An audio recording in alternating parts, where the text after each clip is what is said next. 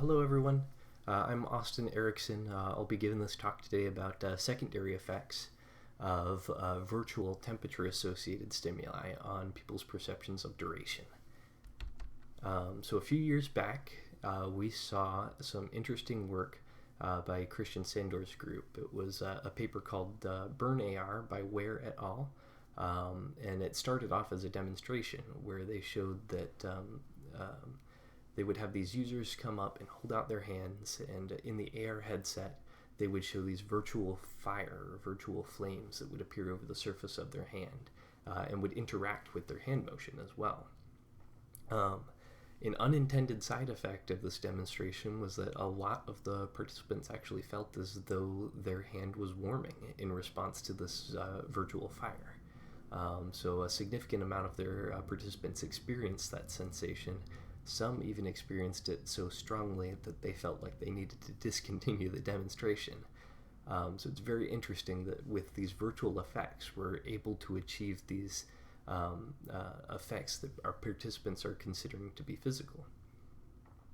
In similar work, there's shown that in a paper called Snow World, that if you build a cold virtual environment with enough content to it, you can use that to treat burn victims and actually show decreased pain when they're in this cold environment than they are without it. So both of these kind of introduce this idea that virtual effects can have these kind of semi-physical effects on our participants.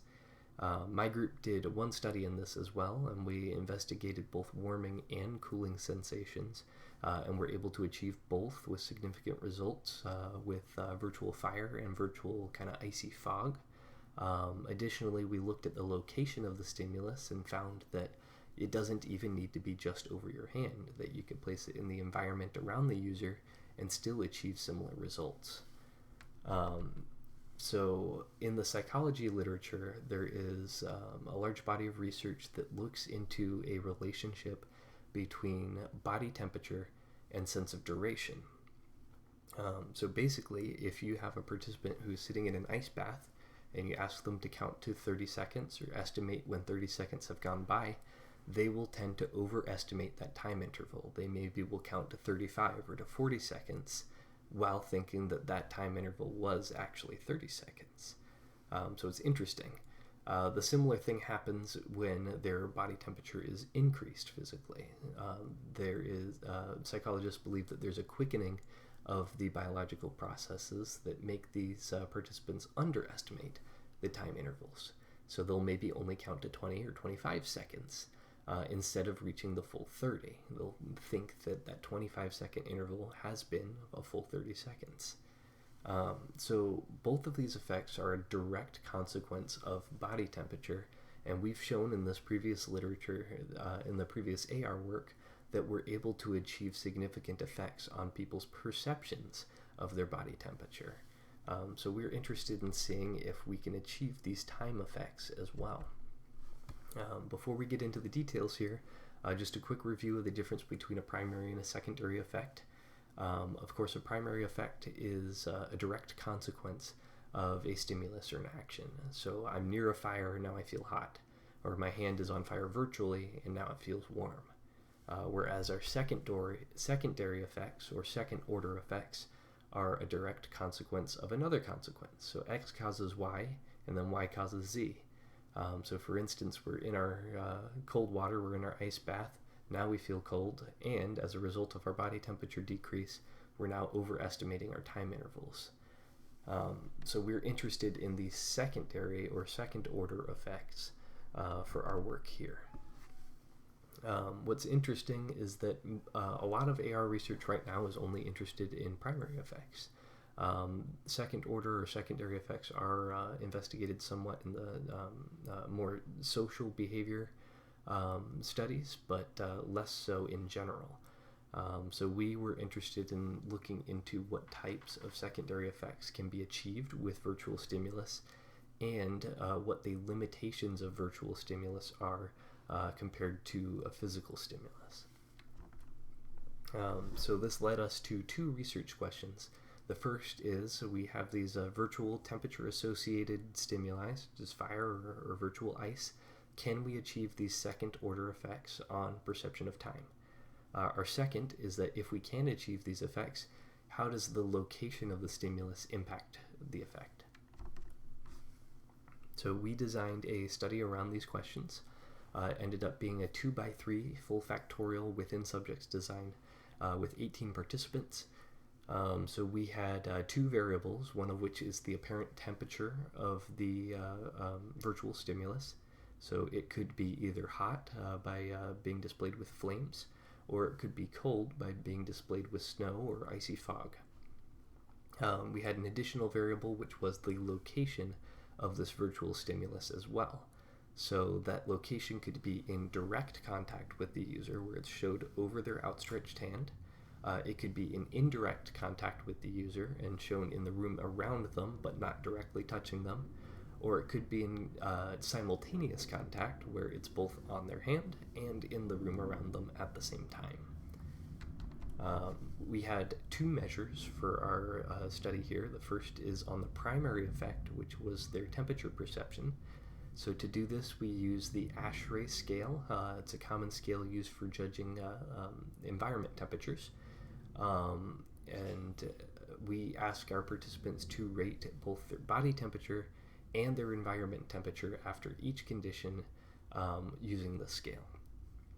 For our secondary effects, which are the perception of time effects, we use prospective estimation and have our participants estimate 3 time intervals per condition. So they will hear a tone on the headset. Upon hearing that tone, they will say stop after they believe that 30 seconds has elapsed. They're allowed to use any strategy they want besides using a clock or a timer. So they can count to 30 in their head, or they can tap their foot, whatever they feel they need to do to judge when 30 seconds has gone by. Here's a quick overview of our study environment. Participants would arrive and would sit in an isolation booth at a desk. Their hand would be outstretched on the desk in front of them in a position to where the virtual effects could appear over the top of it. They would be wearing the Microsoft HoloLens to see these effects. Prior to starting with any of the conditions, we did some baseline measurements. So we got 3 time estimates from the participant, and then a body temperature estimate and an environment temperature estimate as well. Following these baseline measurements, we would go into the main block of conditions. Since there were 6 total, we used a Latin square to counterbalance the presentation of them between conditions.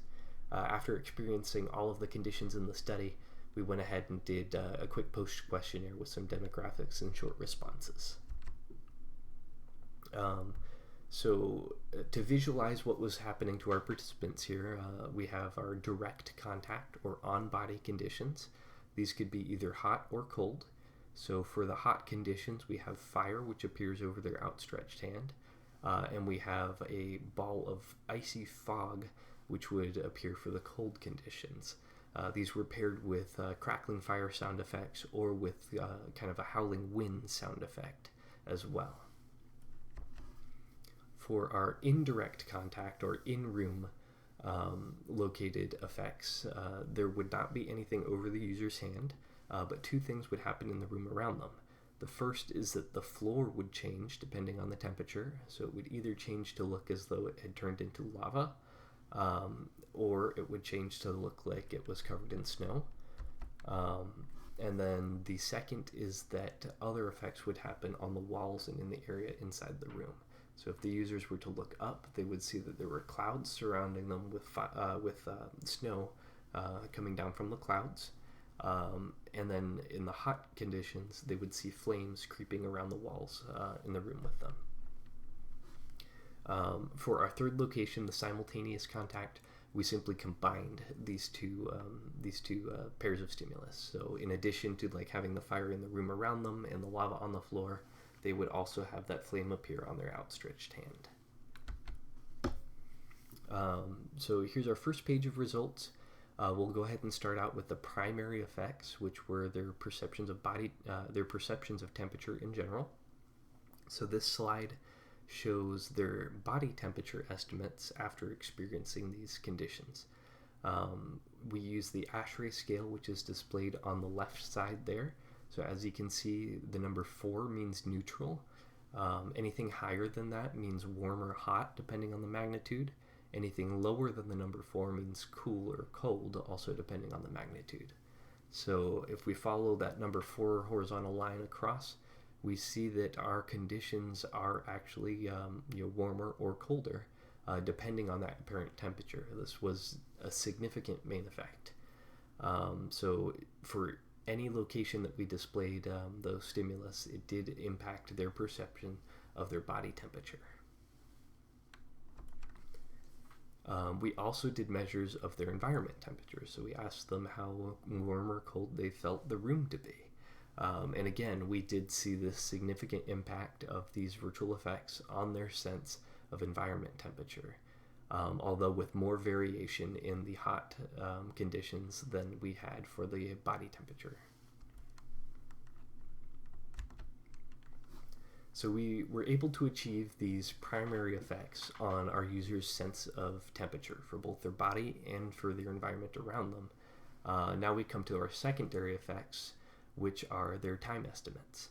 So I mentioned our users were targeting 30 seconds as their time. They were trying to get to 30-second interval. We did baseline measurements prior to doing the conditions, and the average for those baseline measurements came out to be 33.8 seconds. So in general, they overestimated their time intervals.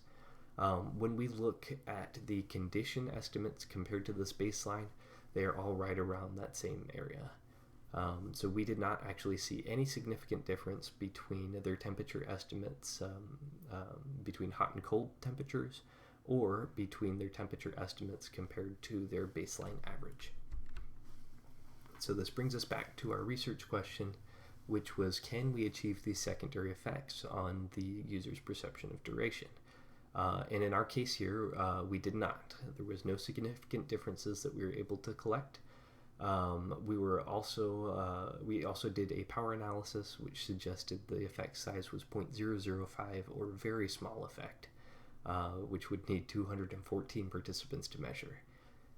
So there's 2 reasons why this could have happened, and the first could be that there is this physical temperature change that's necessary to achieve this particular effect on their perception of time.